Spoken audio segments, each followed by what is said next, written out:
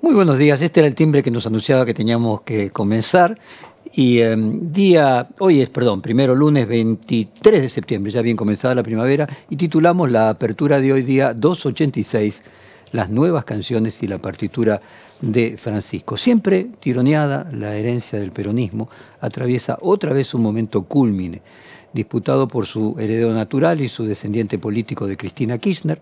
La conducción del peronismo en llamas continúa vacante. Por eso, para analizar la escritura de nuevas y viejas canciones, es que ustedes escucharon esta canción de Joan Manuel Serrat, clásico y bien jovencito en la interpretación que acabamos de escuchar y ver aquellos que nos ven además por NetTV, Cantares. Según el escritor y periodista Jorge Así, más conocido como el Turco, la edad del poder son alrededor de los 50 años. En esa etapa la vida es donde hay una combinación de vitalidad, experiencia que resulta necesaria para el ejercicio del poder ejecutivo.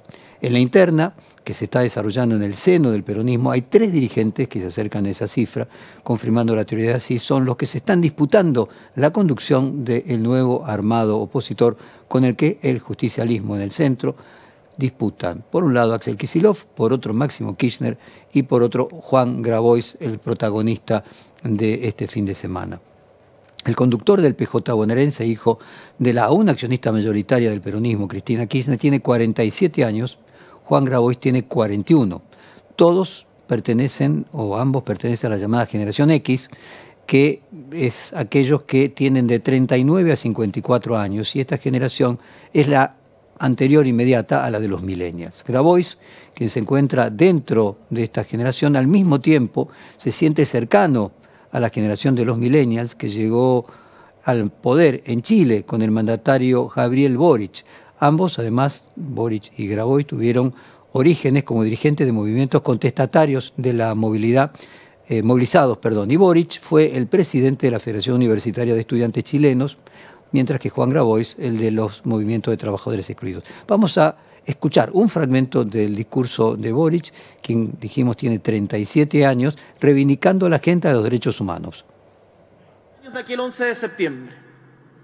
Y hoy en la mañana confieso haberme entristecido, no sé si sorprendido, pero al menos entristecido, de ver en un diario de circulación nacional una entrevista al jefe de bancada de un partido de la derecha chilena, la UDI, en donde señalaba que no tenía por qué hacer ningún mea culpa como partido porque las causas estaban en proceso judicial, como si lo político no fuera importante. Pero sobre todo lo preocupante es que decía una vez más que el 11 de septiembre era inevitable y la única salida. Yo quiero decir desde acá, no a él en particular, sino a todos los chilenos y chilenas, que la muerte, la desaparición, el exterminio de compatriotas por pensar distinto, el término de la democracia y el bombardeo de su símbolo principal, que es la moneda. Allí estaba diciendo Boric, con sus 37 años, que parece más grande, avejentado por el poder, haciendo una crítica al 11 de septiembre, decir que no era necesario el golpe militar y la dictadura de Pinochet como única salida a los problemas políticos que enfrentaba Chile en los años 70 del siglo pasado. El viernes 20, también, hablando de nuevas canciones, el líder de la cámpora, Máximo Kirchner, hizo una avanzada contra el gobierno de Kicillof en su propia provincia, en su propia capital de la provincia de La Plata. En este acto se corearon canciones en contra del gobernador, a quien además ni siquiera se lo invitó. Vamos a escuchar un fragmento en que militantes de la cámpora se refieren a Kicillof elípticamente. Este sábado 21 de septiembre, día de la primavera, canción de la cámpora a Kicillof. Ahora hizo un acto en La Plata y se dedicó más a criticar a Kicillof que a Milei. Escucha.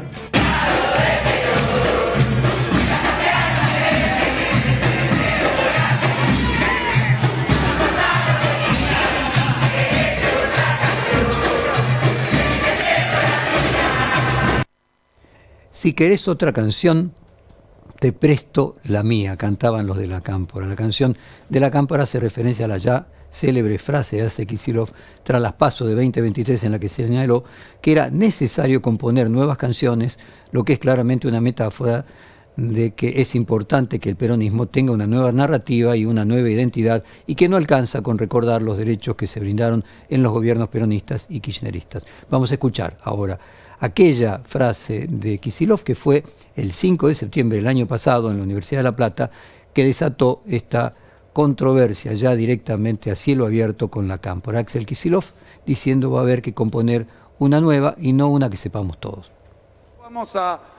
Tampoco vamos a entusiasmar demasiado solo con un discurso y con una propuesta nostálgica.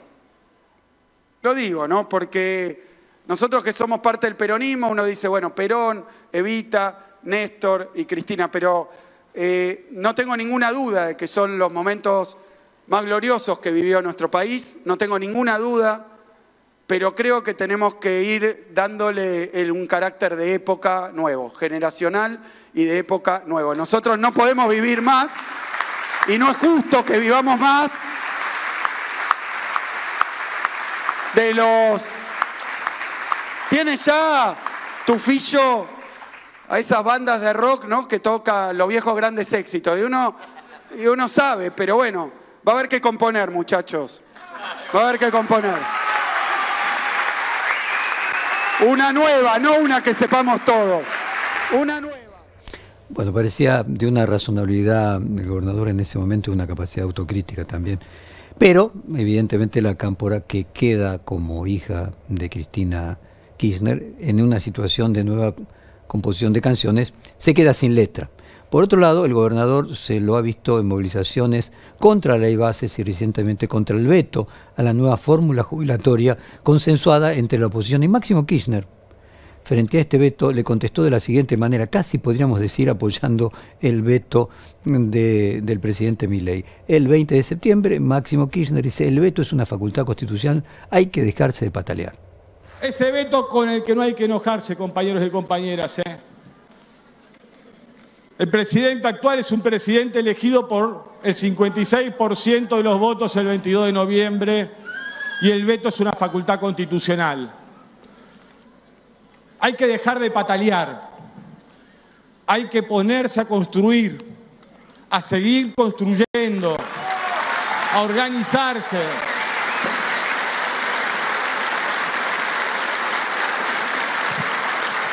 Porque no es que somos adivinos o tenemos el oráculo de Delfos para saber cómo termina esto.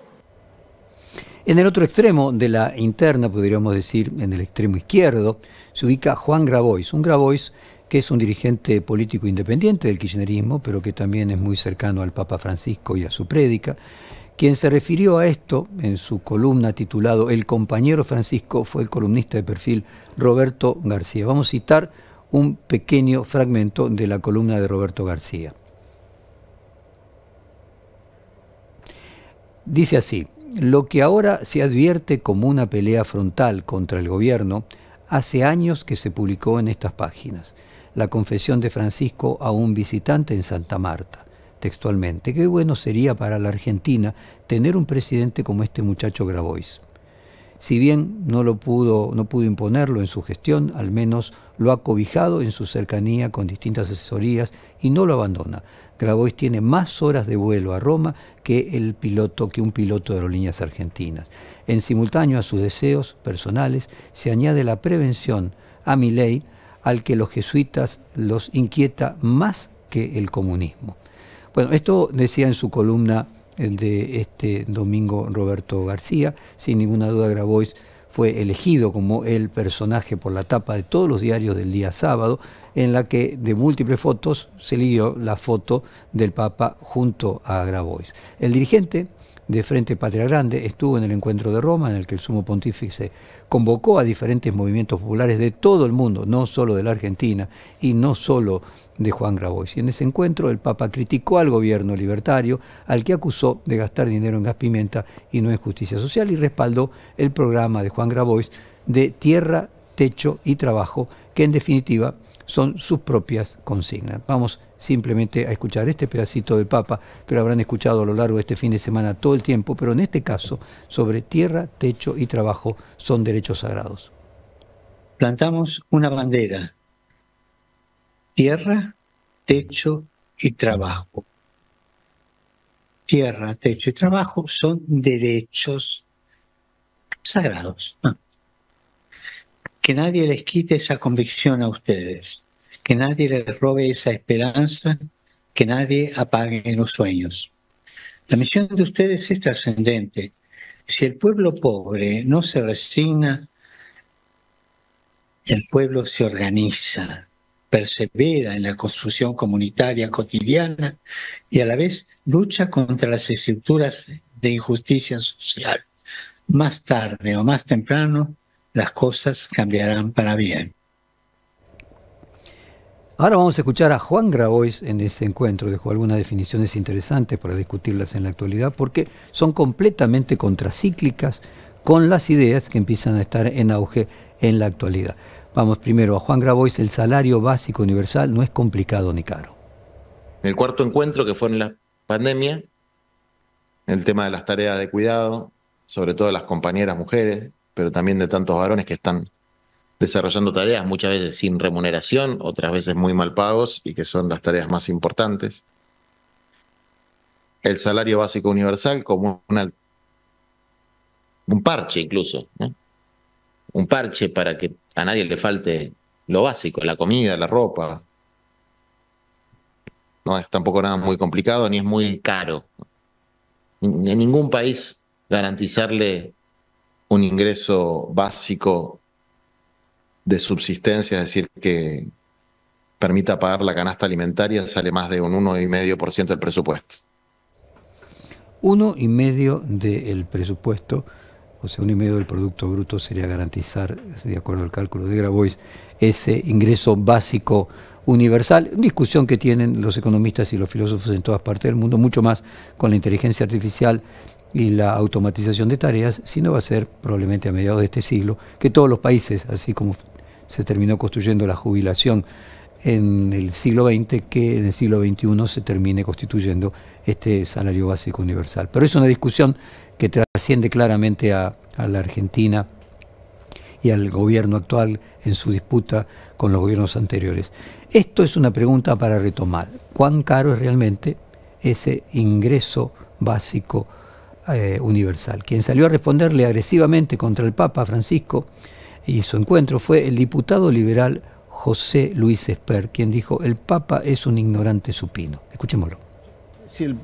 Yo creo que el Papa es un ignorante en materia de lo que pasa en Argentina, y creo que es un ignorante supino porque podría informarse y estudiar un poco, porque ha dicho una cantidad de estupideces inimaginables en los últimos días. Decir que Roca fue un criminal, por ejemplo, cuando fue el mejor presidente de la historia argentina, hablando estupideces de que los mapuches habían sido asesinados, cuando los mapuches fueron asesinos nuestros indios tehuelches. En todo caso, si hay asesinos, fueron los mapuches de los tehuelches nuestros. Yo creo que el Papa y la Iglesia en general con Argentina sangra por la herida con los liberales, porque Julio Argentina Roca tuvo los cojones con la ley 1420 de comenzar a generar el espacio de una educación laica. Separar la Iglesia del Estado. Separarla. La ley 1420 no prohíbe la educación católica, lo que sí dice que se eduque con los distintos cultos después del horario de clase de los chicos, groseramente, ¿no? Interesante lo de Esper, porque si casualmente hay un sector de la Iglesia que es estudioso y muy formado, son los jesuitas, y si hay casualmente un Papa y fundamentalmente un cardenal argentino que tiene una formación intelectual sólida, se trata del Papa Francisco, quien además fue rector de la Universidad del Salvador, creador, casi podríamos decir, esta Universidad del Salvador que hoy conocemos, y después de la Universidad Católica Argentina de la UCA. Es esperable que funcionarios del actual gobierno confronten con las ideas del Papa, aunque sería importante que lo hagan con mayor respeto, ¿no? Las ideas que fomenta el Vaticano bajo la gestión de Francisco están en las antípodas de los valores ideológicos que profesa el presidente y algunos integrantes de este gobierno. Vamos a retomar ahí un punto que me parece que de alguna manera puso foco en el eje verdadero de la discusión ideológica que estamos atravesando, que es aquel debate entre Javier Milei y Juan Grabois en 2022, y vamos a rescatar de aquel debate que hicimos, que me parece que con el tiempo se convierte en más actual, donde hubo un debate sobre elegir morirse de hambre o no. Esto fue el 28 de abril del 2022 en Periodismo Puro. Vamos a escuchar cuando Milei y Grabois debaten sobre el tema del hambre. Muchas cosas que llevan al ser humano a hacer cosas contra su libre voluntad.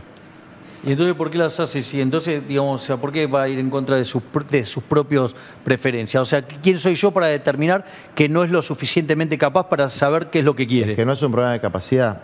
Si vos tenés que elegir entre no comer y ser explotado durante 18 horas, o 14 horas, o 10 horas, yo elegiría ser explotado. Pero esa no es mi voluntad.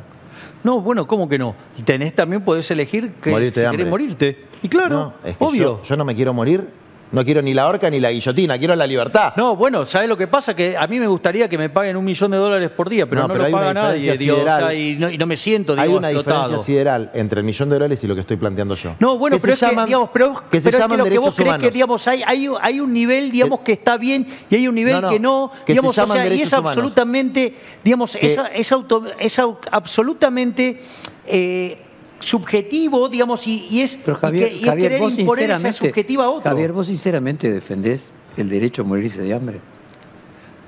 A ver, cada uno puede hacer de su vida lo que se le dé la pero gana. vos sinceramente decís, en esa situación, una persona... A ver, si vos tenés la posibilidad de trabajar... No solamente lo hace trabajar 18 horas... ¿no? Y lo eligió para sus hijos. Se prefirió no trabajar y que sus hijos se murieran de hambre. Bueno, sobran las palabras. Y a la vuelta del encuentro en Roma, Juan Grabois enfrentó hoy en el aeropuerto de Ezeiza un escrache hace apenas unos minutos. Vamos a escuchar un fragmento de esa discusión Grabois discutiendo hoy en Ezeiza hace poquitas horas. ¡Hijo de puta! ¿A quién le robé yo? ¿A quién le robé?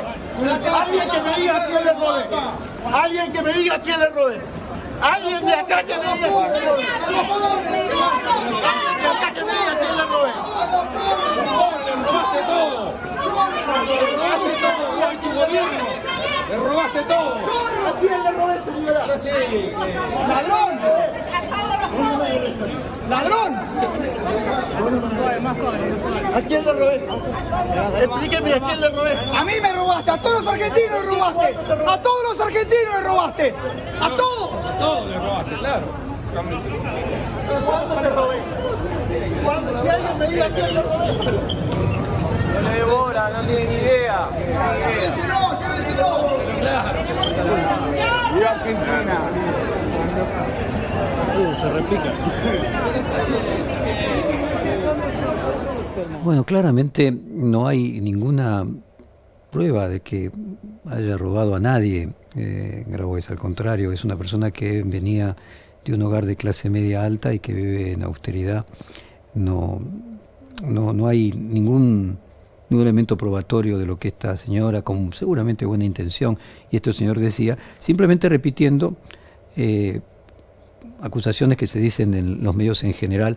Esto no quita de que haya habido corrupción, como lo hay en cualquier actividad, en todas las actividades, en los movimientos sociales, pero no en el caso personal de Grabois. Volviendo a la interna del peronismo, Juan Grabois tuvo otra respuesta en relación a las nuevas canciones de Kicillof. Esto fue el 18 de agosto, o sea, hace poco más de un mes, donde Juan Grabois dice: el problema es que Axel anuncia nuevas melodías, pero no dice cuáles son. ¿Melodías?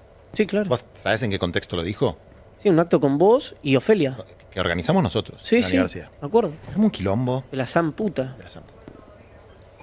Me costaba entender el quilombo. Ahora lo entiendo mejor desde el punto de vista de las internas y todo eso. Pero la sinfonía de un sentimiento tiene que tener nuevas melodías. El problema es cuando se enuncia que tiene que haber nuevas melodías y no me explicás cuáles son las nuevas melodías. Ese es el problema que veo hoy con Axel. La consigna con la que se convocó el acto de la Cámpora en La Plata fue: hay que armar de nuevo. La frase por excelencia del naciente kicilofismo es que hay que componer nuevas canciones, pero cuando se habla con Grabois se escuchan puntos programáticos más concretos, como que cada cual tiene que tener un terreno para hacer su casa, un salario básico universal y hasta cuántos puntos del PBI cuesta cada una de esas iniciativas. Tal vez su cercanía al Papa, como cuenta Roberto García, lo ayuda a Grabois a tomar prestadas definiciones e iniciativas que cuentan con un importante respaldo, dado que vienen de la usina de las políticas sociales pensadas por el Vaticano. ¿Podrá el Papa, no ya como dirigente político, pero sí como un punto de referencia de valores que se oponen a las ideas del libertarismo actual, ayudar a unir la oposición? ¿Podrán ideas como tierra, techo y trabajo y la economía al servicio de la gente servir como una plataforma ideológica de un frente amplio, como en Brasil, que terminó con el gobierno de Bolsonaro? Preguntas que deben tener muy preocupado al gobierno de Javier Milei, y enseguida salió él mismo a responder, por ejemplo, a decir de que la verdadera justicia social es que no haya déficit fiscal. En la selva tampoco hay déficit fiscal. El Papa en su momento recibió afectuosamente al entonces presidente electo, ahora Milei. No le puede reprochar ninguna animadversión personal contra él. Tal vez el Papa y sus ideas van algo más profundo que la renovación dirigencial de la política argentina. Hasta hace al menos más de 2 años, los polos antitéticos de la política local eran Cristina Kirchner y Mauricio Macri, ambos con 65 y 71 años. Y en la actualidad, además de Máximo Kirchner, Axel Kicillof y Juan Grabois, hay otros dirigentes opositores. Recordemos que tanto Máximo Kirchner como Grabois tienen menos de 50 años y Axel Kicillof apenas un poquito más de 50, pero vayamos también a otros opositores al gobierno, como el gobernador de Santa Fe, Maximiliano Puyaro, 49 años, y el de Córdoba, Martín Yayora, 51, entre otros. Todos con su impronta y personalidad política que resulta propia. Evidentemente algo novedoso están haciendo con esta generación de nuevos dirigentes de la política argentina. La edad del poder le llegó a unos cuantos, solo es cuestión de arrimar posiciones y tal vez el Papa en eso algo pueda ayudar. ¿Vendrá el Papa antes de las elecciones de la primavera del año próximo a la Argentina? ¿Cumplirá un viaje del Papa alguna función que trascienda a lo religioso y pase a ser social y político? Ya veremos. Por ahora nos terminamos y nos despedimos de esta apertura con la canción que abrimos de Serrat,